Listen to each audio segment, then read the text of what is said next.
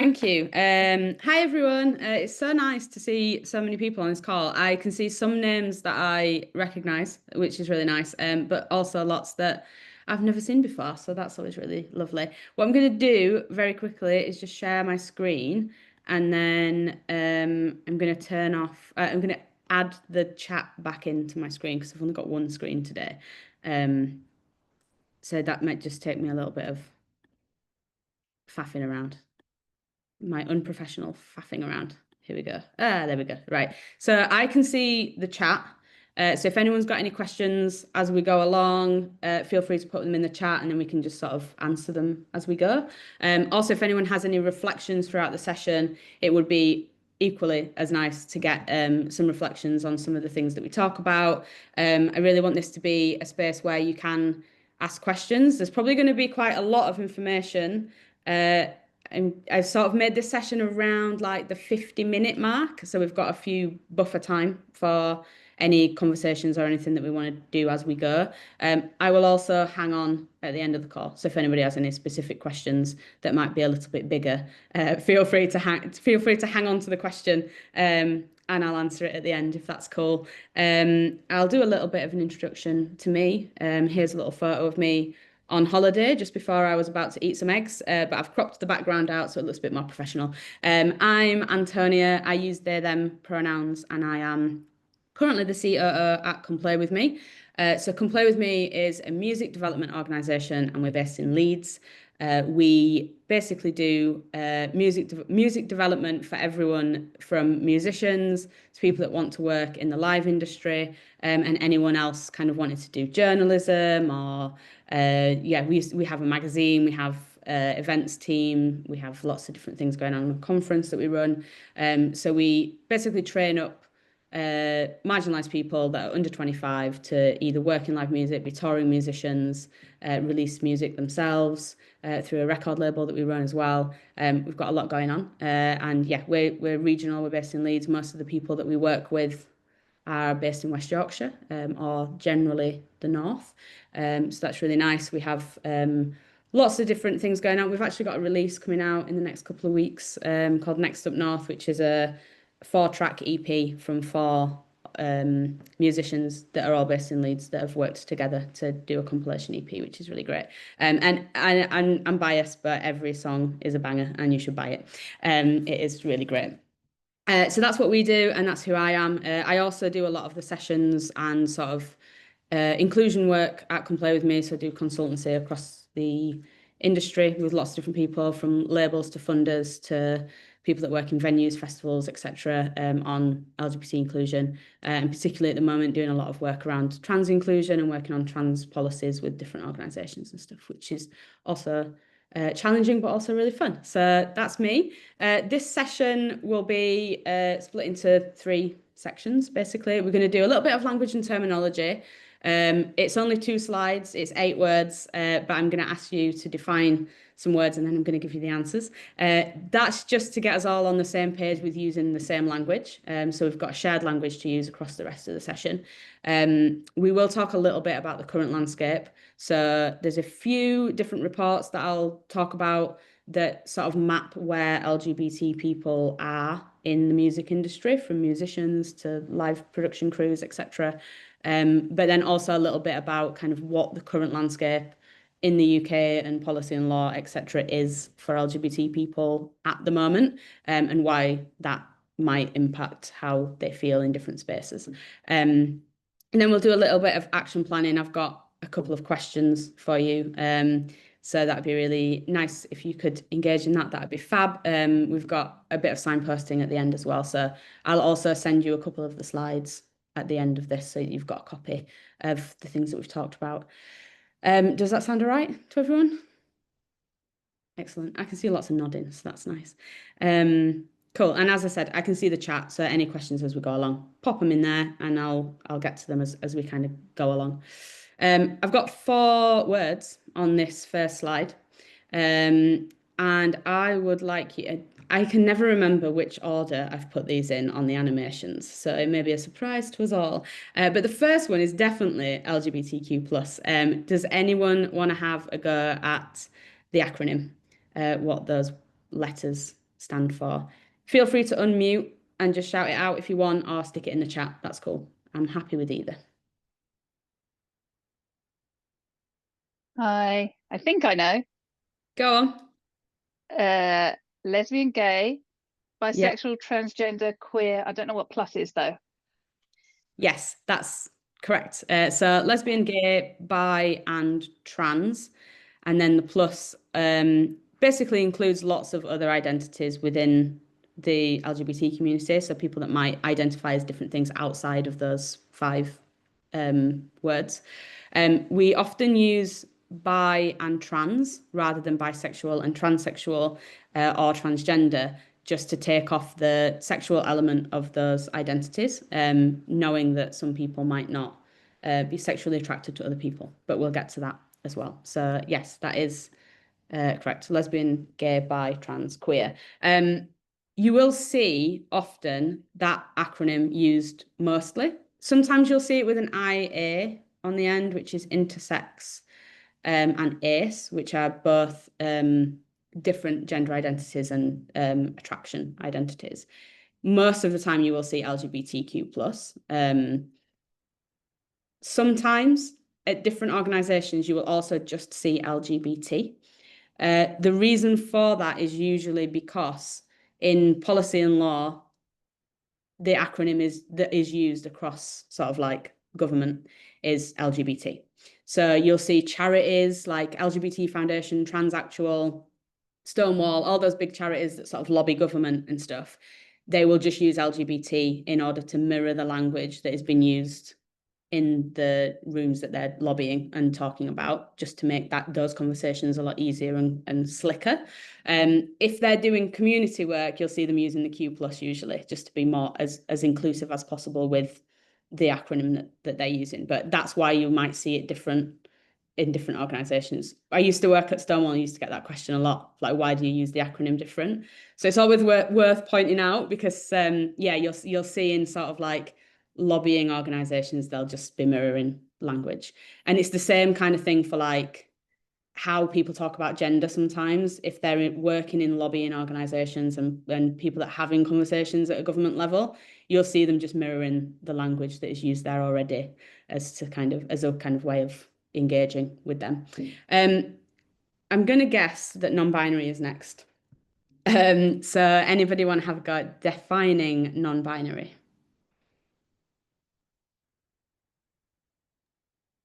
I don't know the words, but I guess you identify as they, them, so that's non-binary, right? Yes. Yeah. There is a dictionary definition, which is this long one. So an umbrella term basically for people whose identity doesn't necessarily sit comfortably with man or woman or male or female. So non-binary identities are really varied. They can include people who might identify with some aspects of binary identities, like male or female. Other people might just completely reject it. There is often a myth that non-binary is just like bang in the middle of man, woman. And we'll talk more about binaries in the next sort of bit of the session. But actually, it's kind of a much looser scale for people, and can change at different times. So some people might sort of identify as non-binary, but still present quite masculine, or they might still present quite feminine. That might be different for them on different days in different contexts. But it basically is someone who doesn't sit comfortably at either end of that kind of binary scale of male, female, man, woman. Yeah. Transitioning. Does anyone want to have a go at that?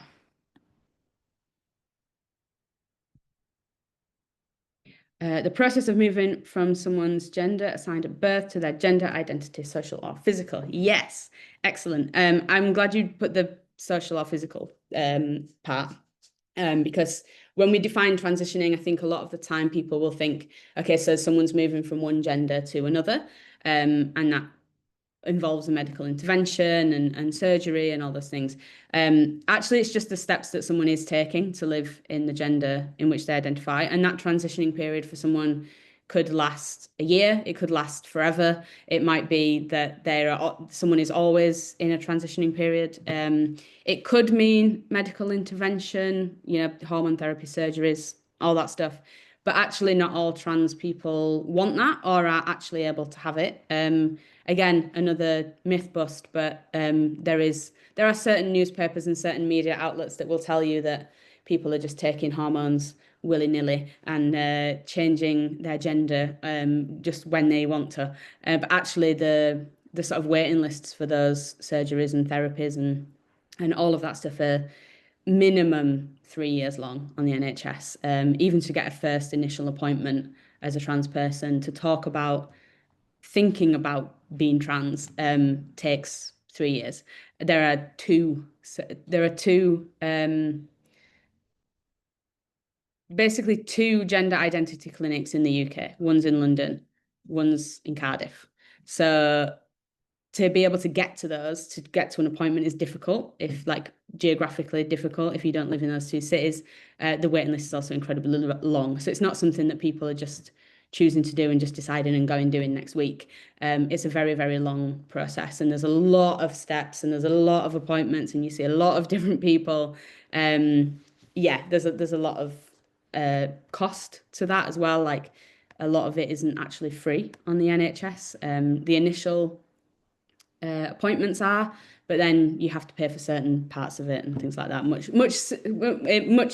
similarities to like IVF treatment and things like that. Like you'll have like an initial amount of things that are free because they're available on the NHS, and then you get sort of like shipped over to private care in certain areas of it and stuff. So actually, a lot of people have got a long way or they can't afford it or they don't want it, and that's the transitioning for people might just involve social transitioning, which is changing your name, changing maybe your gender expression, your haircut, your markers on your passport and all that kind of stuff. Like you can basically change your markers on any document except your birth certificate, um, if you want, whenever you want.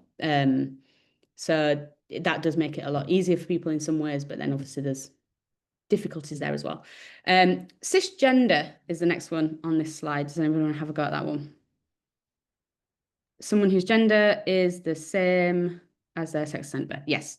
Not trans, basically. Yeah, someone whose gender identity is the same as the sex they were assigned at birth. So some people will use non-trans, and actually, like when I first started doing these sessions, maybe like 7 years ago, 8 years ago, people would use non-trans often, but now most people use cisgender. And actually, even sort of like, yeah, 5, 6 years ago, people didn't really use the word cisgender. And I don't think really I did in these sessions or we did as a organization. But yeah, recently in the last couple of years, a lot of people started using and understanding the word cisgender to describe their experience. And I think that's something that has really shifted, but is also incredibly important as an allyship, because if you have a word to describe your experience as a cisgender person and someone who is transgender also has the words that they can describe their experience with, it means that everybody has a word for their gender experience, which creates a kind of more equal footing in terms of not being othered by, not having those words to describe yourself. So very important that people are using that word to describe their experience if they are cisgender, which is great. Got four more. Pronouns is the first one, and then we'll do queer, genderqueer, and intersex. So pronouns is the first one.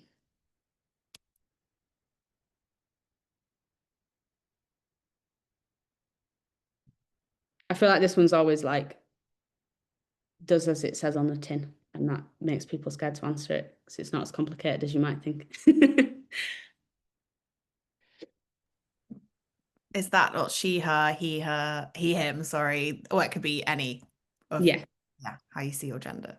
Yeah, basically. So like words we just use to refer to ourselves or others. So she, he, they being the most popular ones.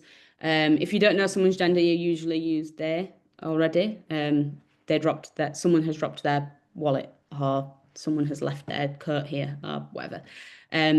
So yeah, pronouns are just words that we use in everyday language to refer to other people or ourselves in conversation. Queer is the next one.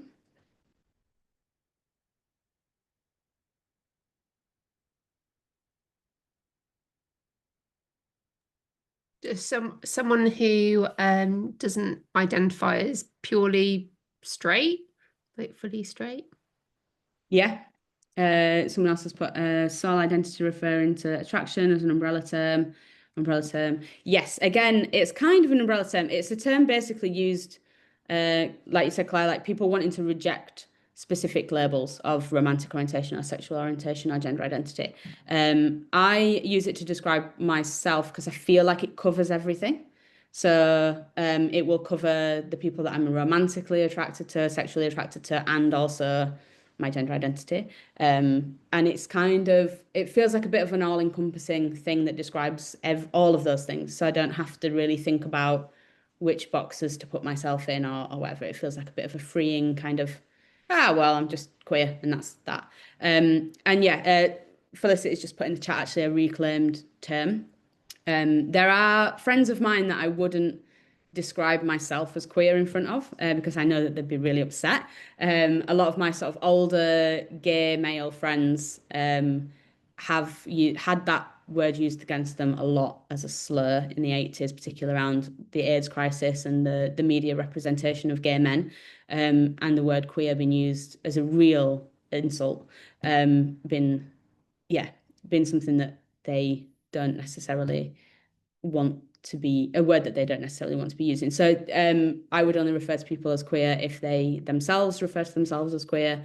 But yeah, it's a kind of been reclaimed fairly recently in the last sort of like 5-6 years or so. We've seen it used a lot more across kind of different communities and things like that. So it's an interesting one. And I think for like words sort of come back around or like get reclaimed by certain parts of the community, which is interesting. Genderqueer is the next one on this, if anybody wants to have a go at that.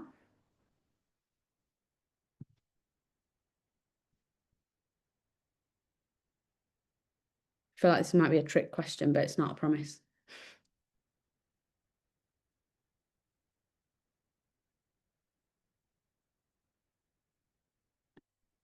It is basically a person who doesn't subscribe to conventional gender distinctions, but identifies as like somewhere outside of the binary of gender. So it's a queerness, but specifically about your gender.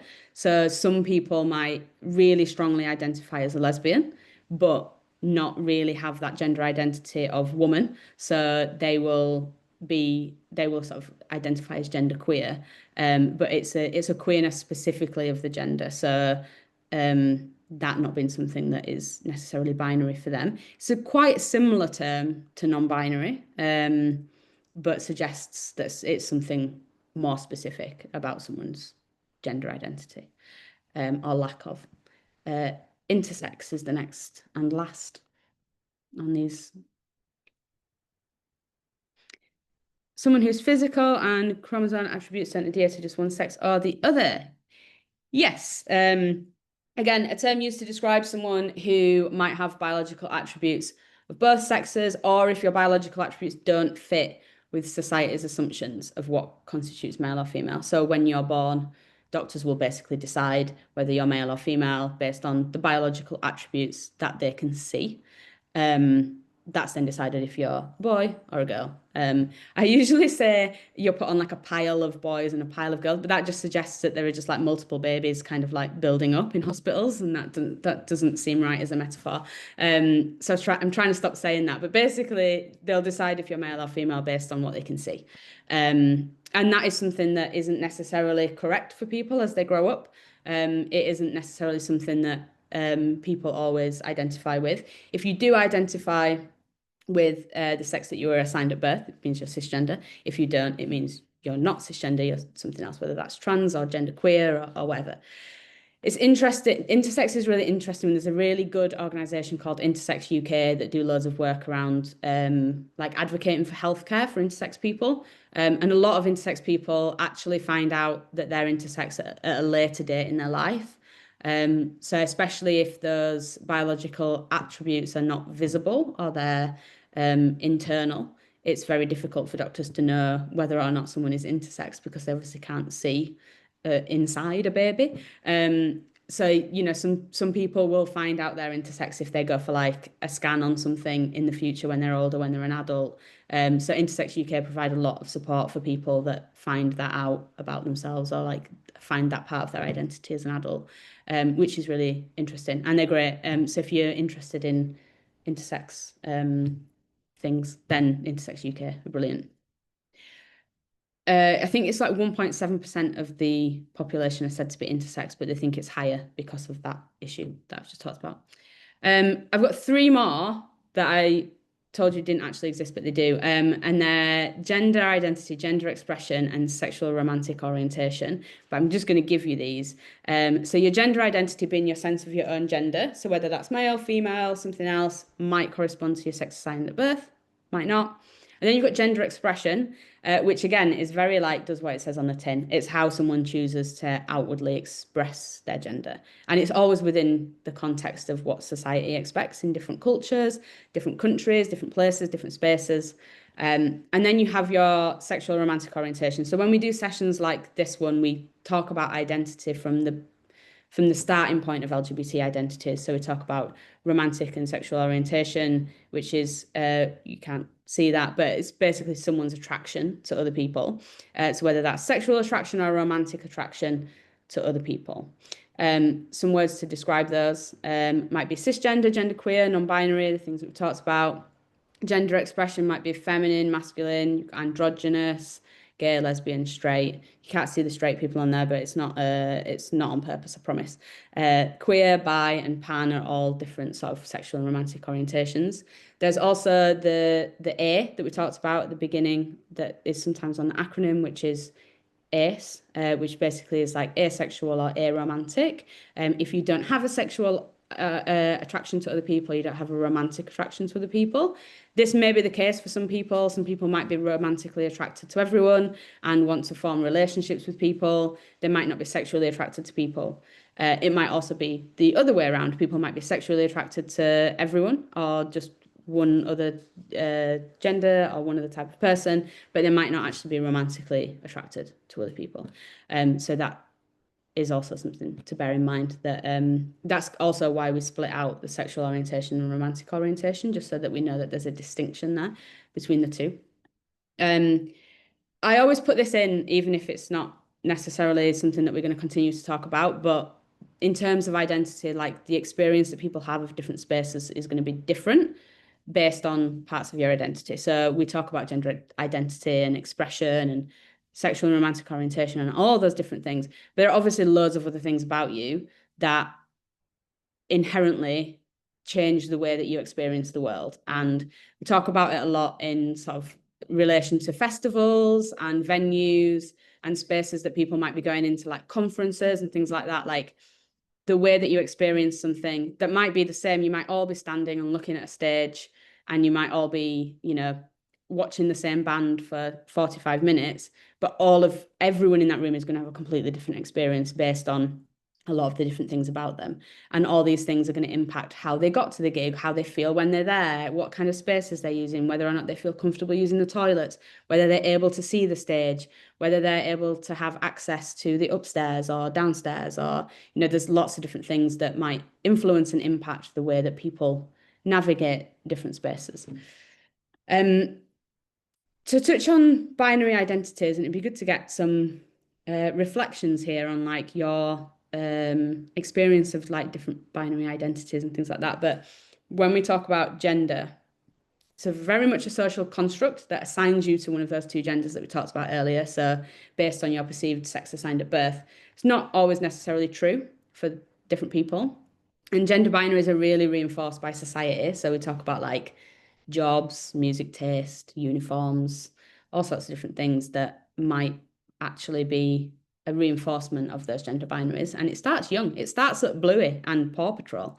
You know, it starts with Fireman Sam and like all those things where people are forced into those gender roles of, you know, who, when you think about jobs, like when you think about a nurse or a doctor or an academic or a firefighter or a police officer, like all those, you know, classic jobs that you go through as a kid when you're naming different people. what gender do you immediately think of when you think of those jobs that exist? And who is it that's expected to do those jobs? In my household, we have short-haired jobs and long-haired jobs. And the short-haired jobs are the bins and the hoovering and the garden. And the long-haired jobs are things like booking the holidays and doing the food shop. And we sort of kind of make a mockery of it, but it is also, it exists even within like queer relationships.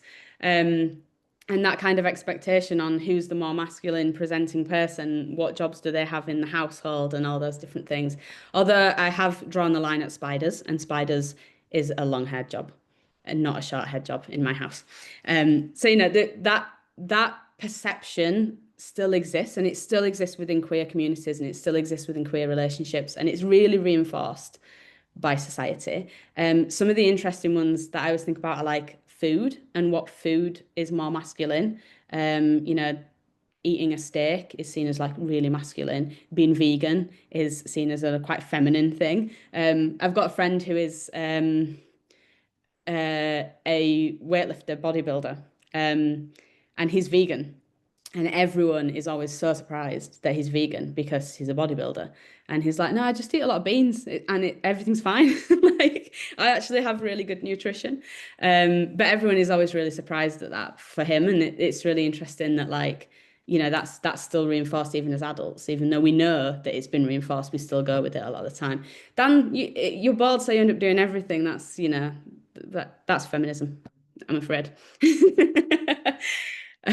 Yeah, but it's interesting, like a lot of the lies that we're told about like binary identities. I use Marmite as an example. Like, we are told all the time that you either love Marmite or you hate Marmite. And actually, most people are just ambivalent.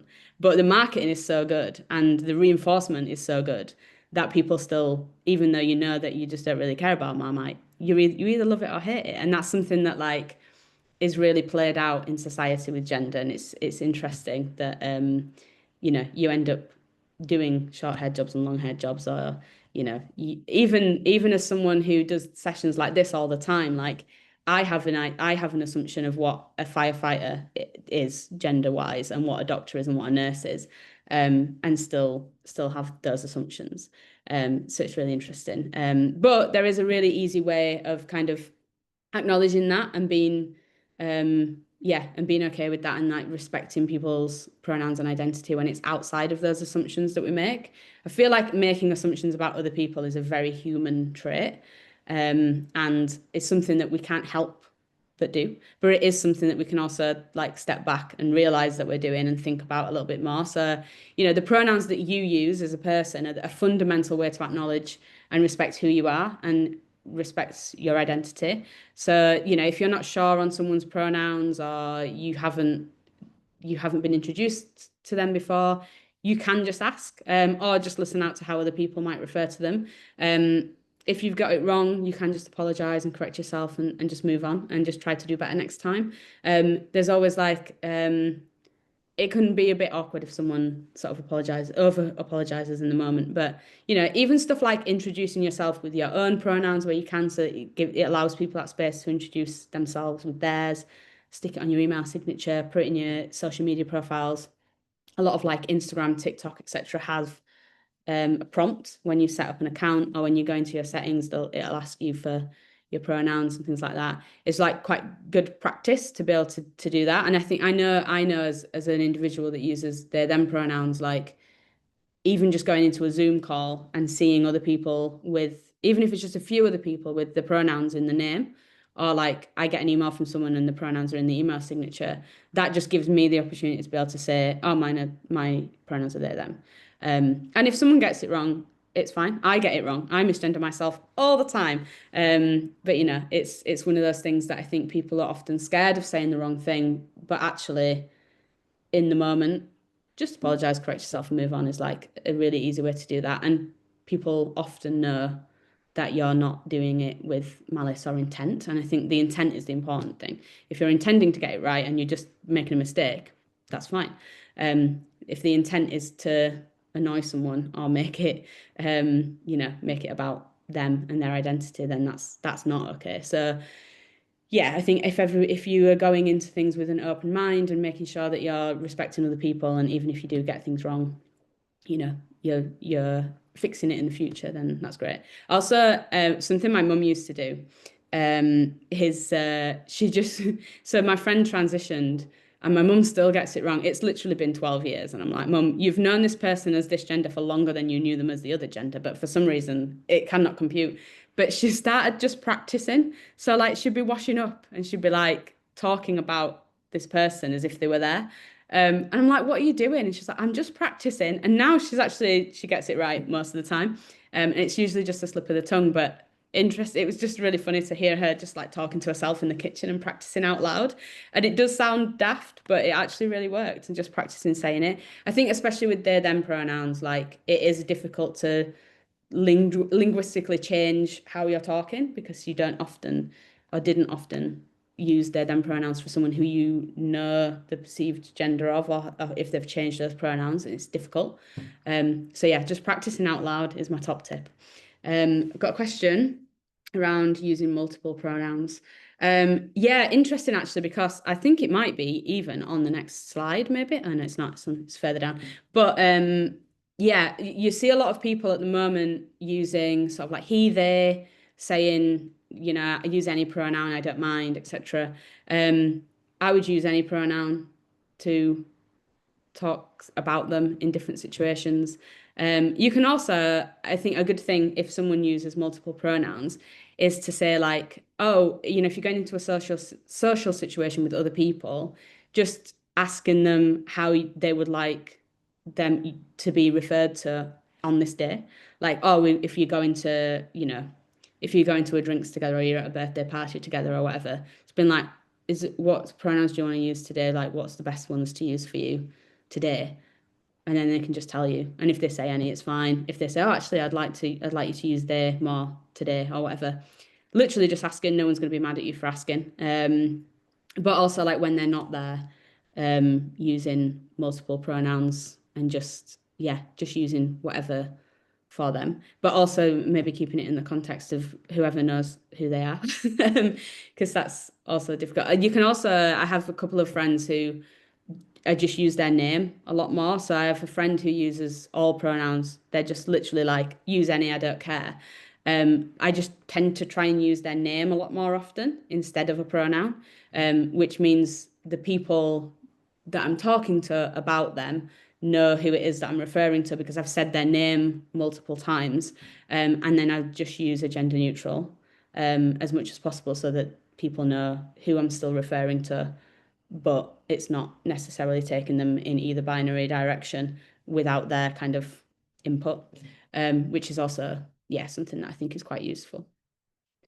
I'm gonna, if anybody has any other questions about pronouns and stuff, just pop them in the chat and we can get to them. I'm gonna do a little bit about the current landscape for LGBT people in the music industry, and then a little bit about kind of, so that's one slide, and then the next one is sort of stats around like mental health. So if there's anything on here that you want to just mute me for a bit, it's going to be like 5 minutes. So a few, it's not too much, but there might be some triggering bits. So if anybody wants to just mute me, I'd leave and come back. That's fine. It's just going to be 2 slides. So the last UK Music Diversity Report said that currently 24% of the UK music industry is made up of people that identify as something other than straight. For context, 10% of the general population, according to the national statistics, identify as LGBTQ. So it's double and more the general population, which is an interesting that creative industries have more LGBT people within them and working within them. According to that same report, 53% of the people that work in music are women, which is great, slightly higher than the UK population. And 1.7% of non-binary people work in music, which is wild. That's more than the national average people that identify as non-binary. It's like 0.6% of people identify as non-binary. But again, we see like double the amount of non-binary people work in music or in creative industries. Of those people that identified as non-binary, the majority of them are working as interns or apprentices.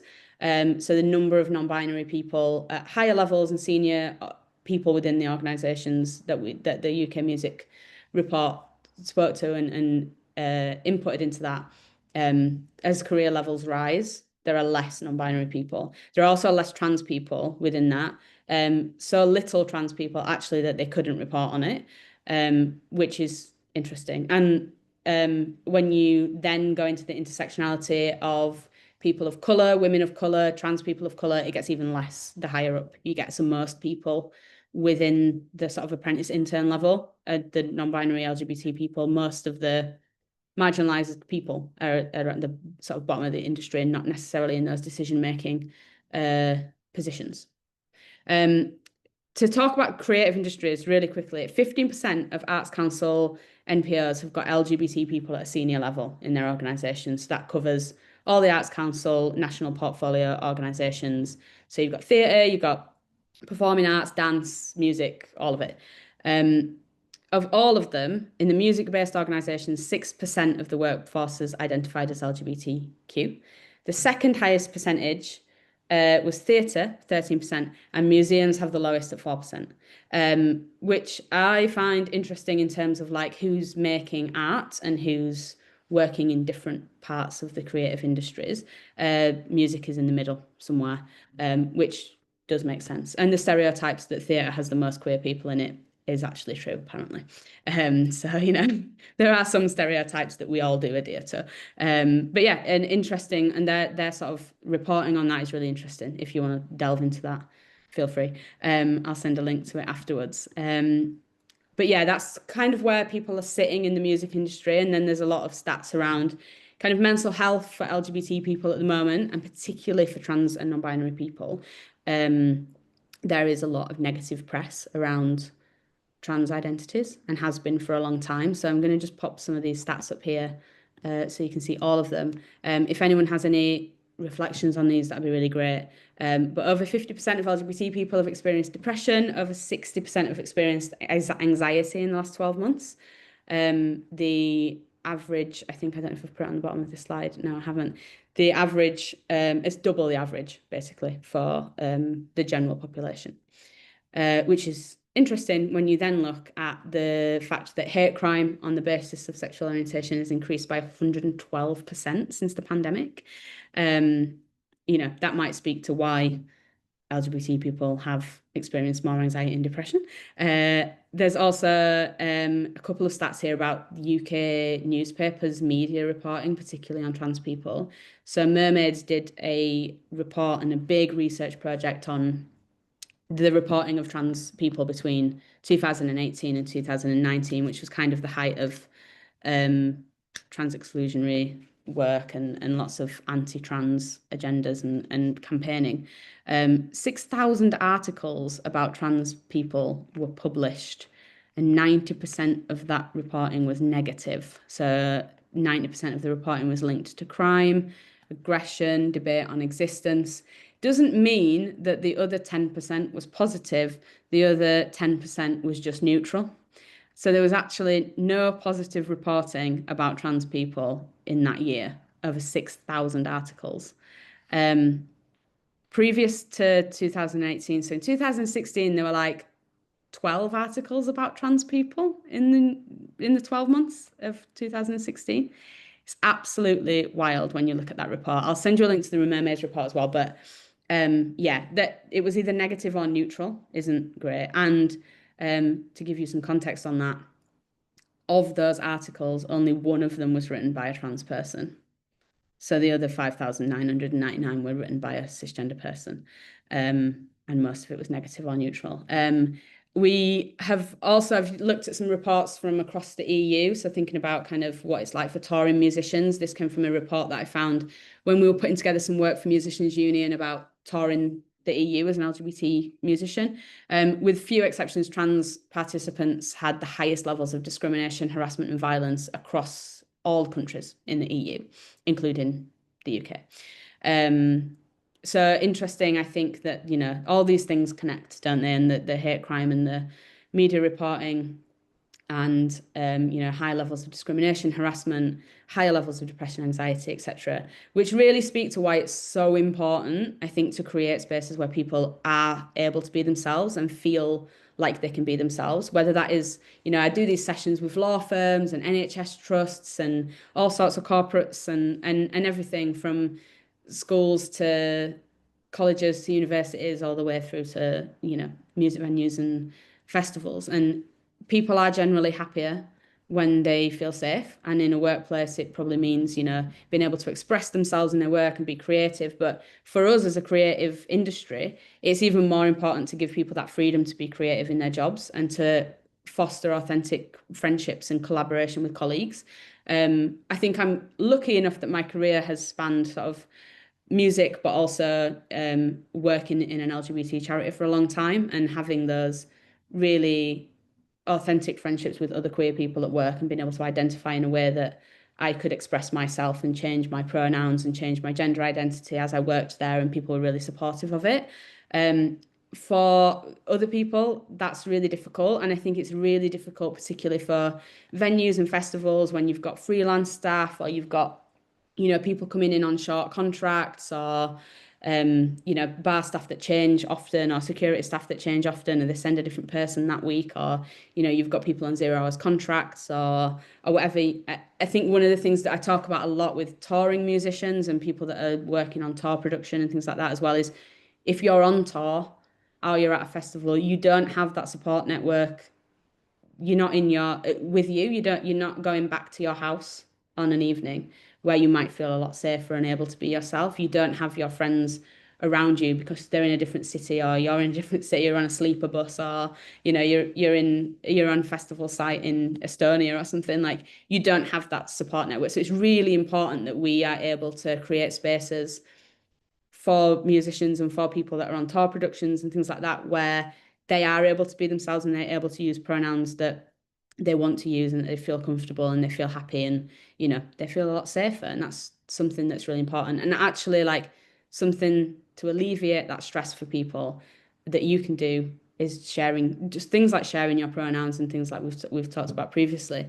But I want to get us to a little bit of I'm going to ask you a question. Basically, I'm going to try and get some solutions to those stresses from you guys. So in your context, I know in this session there's probably quite a few different contexts, but what challenges do you think LGBT people might have accessing your work or your spaces, or the things that you do, the projects that you might run, or the programs that you're running? If you want to just answer this question on a piece of paper yourself, that's fine. But also in the meeting chat, if you want to unmute and talk about the challenges a little bit, that'd be really great.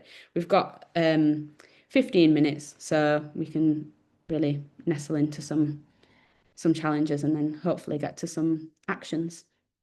Hi. Hello. Hi. I have a question, and it might be a little controversial. Is it too early in your talk to ask? No, I love it. I love a controversial question. Okay, so the organisation that I work for, or the company that I work for, we have some members of the community, and it's very difficult when they are misgendered by younger members of the community. Mm-hmm. They're feeling they need to.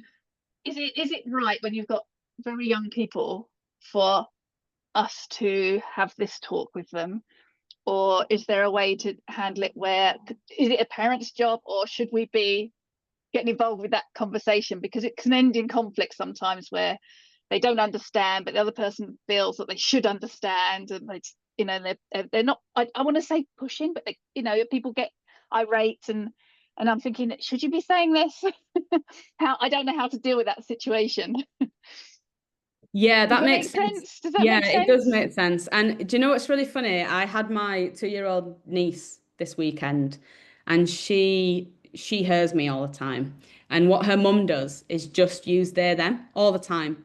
So that she's not telling her, but she's just saying it, so she repeats it. And it got to a Yeah. point, we've been there for like 3 days, and it got to, by the third day, she was just using they them because she'd heard it and she'd repeated it. And that's, I mean, she's 2, so it's very like repeat, repeat what you hear other people say. Yeah. But equally, I've got nephews who are like 10 and 8, and one of them calls me she, her all the time, and the other one calls me he, him all the time. He's just got no idea. It cannot compute short hair in someone else. And like, I think that's the thing, like all of their parents actually just use they, them all the time for me without kind of um saying it to them and without explaining it too much. They're just trying to get them to repeat what they're saying, or what the parents are saying, which is interesting. And I think it depends, especially when you're that's obviously a very private situation because it's a family situation. But it's also interesting to think about that in your context and like how that would play out. And I think maybe there's something maybe around like the values of the organization, but also kind of, I don't know, like how you would talk to parents, because some parents have lots of different ways of parenting and different ways of having those conversations or not having those conversations. So I think maybe as an organization or like a space that you have, just maybe thinking about how you could talk to people about the way that other people might perceive them, and that might be Yeah. sometimes. And that's also like something that, yeah, I think it's a difficult, I don't really have an answer for Yeah. what I'm saying. Yeah, because I think when they're riled up because perhaps they've been misgendered and there's this little bit of argument going on, and then I don't want to say to that person, you shouldn't be explaining this to a child, but at the same time, you leave it to the parents, but at the same time, the parents might not want to. And I remember seeing something on, I think it was Instagram, they were describing that they went to like a supermarket and this kid was looking at them a bit confused. And then the kid piped up with, are you a boy or a girl? And they turned around and said, well, what do you think? Well, my brother has short hair and he's a boy, and I'm a girl, I have long hair. I'm just wondering what, like, and they felt the best way that they could deal with it. Well, I have short hair because I find that more comfortable. Yeah. And it can be so confusing. And the Yeah. parent just looked so relieved because it can be confusing. So yeah, but it's very difficult to, yeah. I'd struggle with it if I'm honest. Yeah, I mean, Felicity's just put in the chat, you're never too young to start deconstructing gender. Yeah, it's Yeah, but is it my job to do it with someone else's child? That's the thing. exactly, that's the thing, isn't it? I think it's probably not, but then it's also like something that you can kind of just you using the correct pronouns for someone, Yeah, that's it. everybody else to do it, and that's something that they hear all the time is like, yeah, a useful thing. And I mean, it might be worth having like a bit of you don't have to target one particular parent of one particular child, but maybe just like your communication of like, oh, we have people that work here that use different pronouns, and we're not expecting you to have that conversation with your child, but it might come up that, we have this or whatever. Yeah. Just giving them a heads up that those questions might come when they get home from wherever they've been. They might have those questions in the car on the way home and stuff like that. Yeah, thank you. Also useful, yeah. Anyone else got any challenges in their sort of work and spaces? I know Felicity's just put some stuff in there about toilets. I had a conversation with someone yesterday about toilets, actually, who did a similar thing. They moved into a new office, and in order to just get people to stop having that conversation, they just called all the toilets, and all the changing rooms. It was someone that worked in football. And yeah, they just made changing room 1, changing room 2, changing room 3, and didn't put any genders on them. And no one's mentioned it in the whole. They've been there 3 months now, and absolutely no one's mentioned or asked where the male or female changing rooms are. They're just like, oh, I'm using changing room 2, and it is what it is, which is interesting because I think they thought that everyone would ask, and no one did. It's funny because I talk about toilets all the time at the moment. But yeah. Anyone else? Preferably not about toilets. So only a bit about toilets. So I run a lot of gigs at grassroots venues, kind of 4 to 5 gigs a month.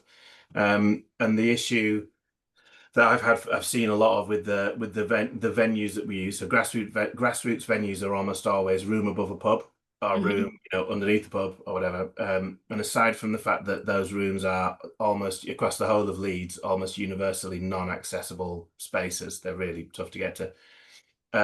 Pubs themselves, for a whole, like, people complain about why grassroots music isn't kind of as popular as it was. So they say people blame it on music, they blame it on promoters and venues and everything else.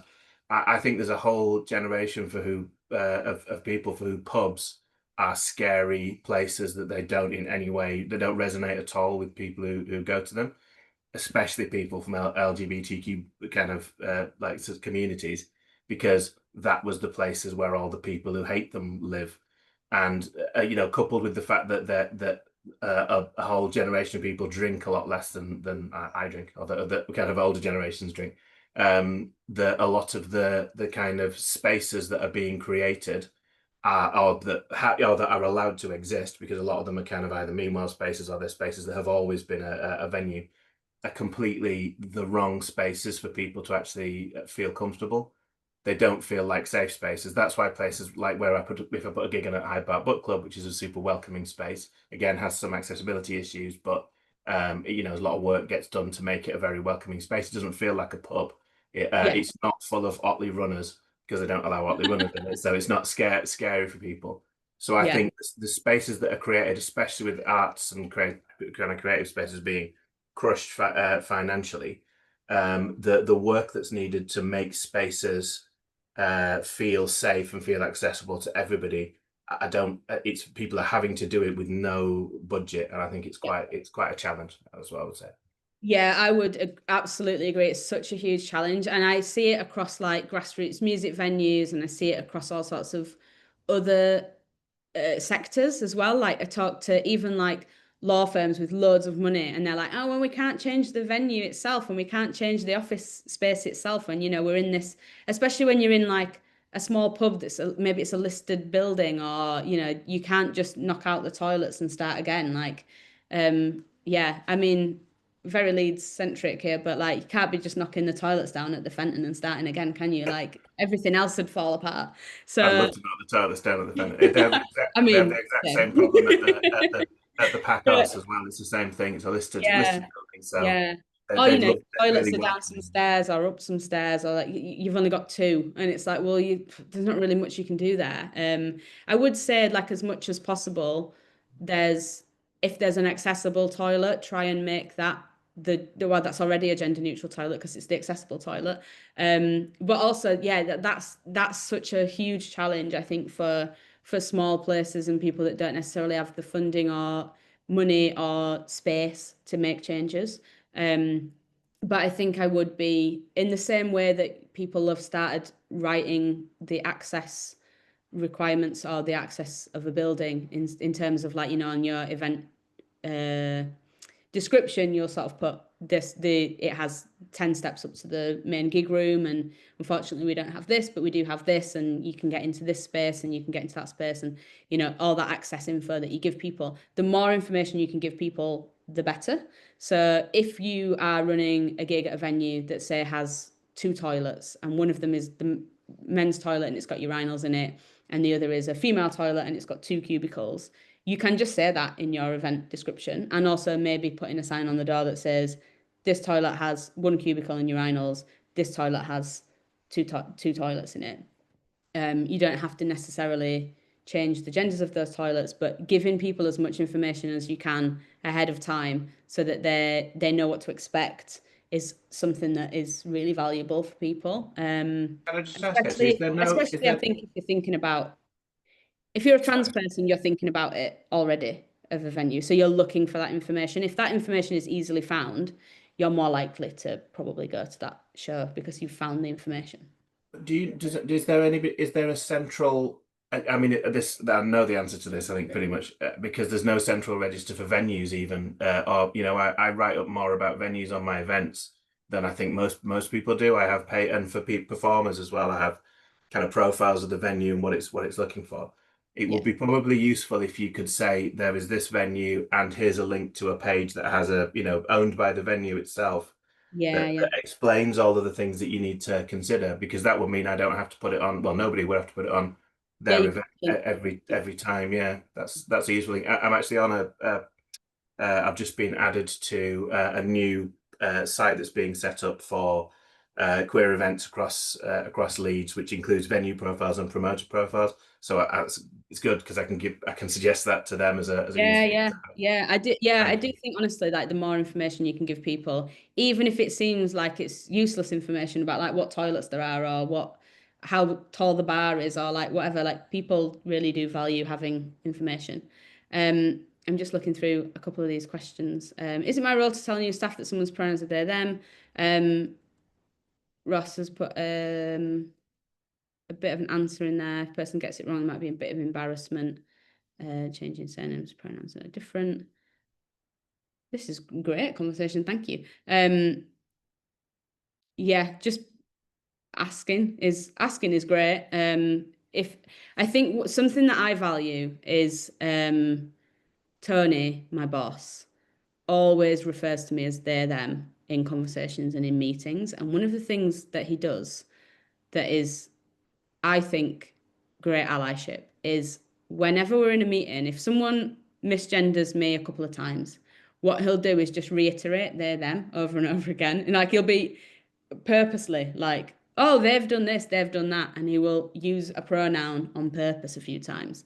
And if they still continue to get it wrong, he will send them a private message on Zoom.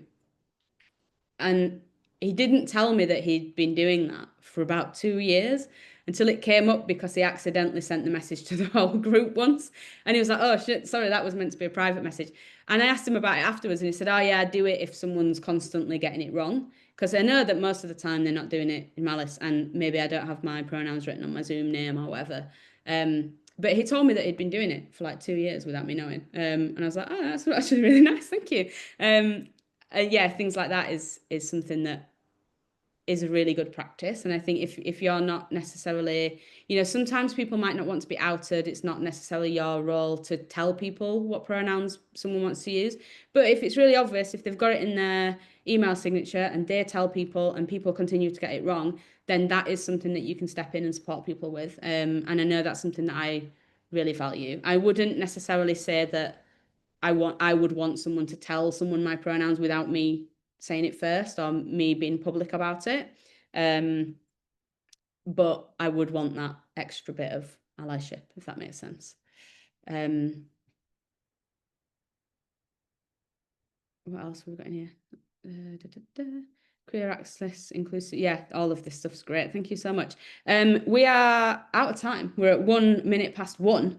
But if anyone has any questions, I've actually got a little slide of cool things, little things you can do. So I'll leave that there. You can have a look at it and take a photo of it maybe.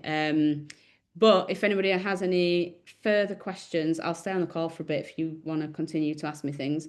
If not, I'll give Gabby my email address, and if anybody wants to ask me anything over email or chat about anything in the future, please feel free, give me a shout. Come play with me, do a lot of consultancy and all sorts of different training programs.